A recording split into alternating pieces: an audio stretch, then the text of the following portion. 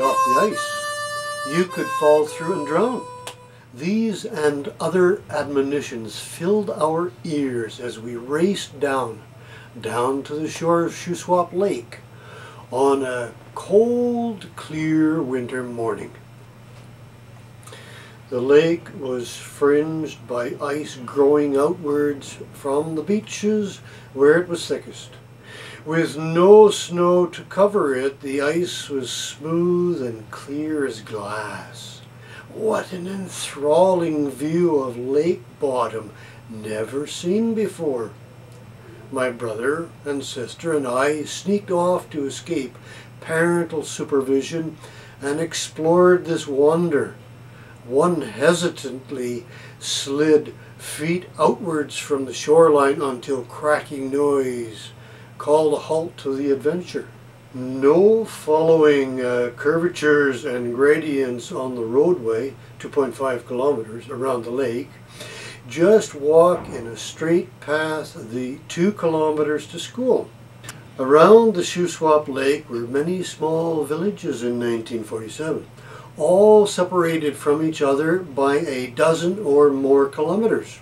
Across the lake from our farm was such a village of Celesta. Its attraction was a Brown and Smith store, which we children had never visited, but which was a large, intriguing landmark seen in the distance across the lake from our farm.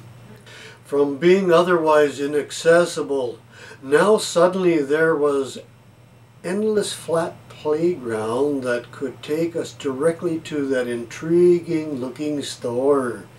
It was just beckoning, a mere short walk of 3 kilometers distance. We twisted our mother's rubber arm for coins amounting to almost $1, while claiming that the irresistible temptation would be a safe venture, provided we kept a sharp eye on the weather. My brother and sister were enthusiastic fellow adventurers with me that day to that distant shore.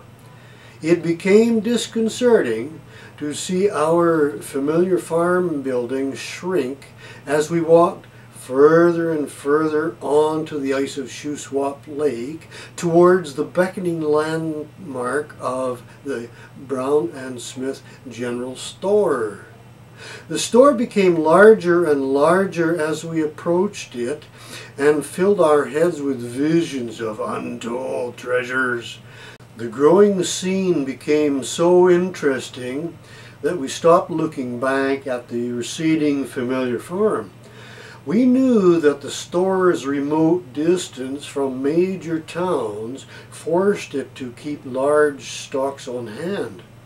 When we finally walked through the unfamiliar doors, the glass gave a preview of full shelves. The sudden appearance of 3 unfamiliar faces certainly raised a few eyebrows.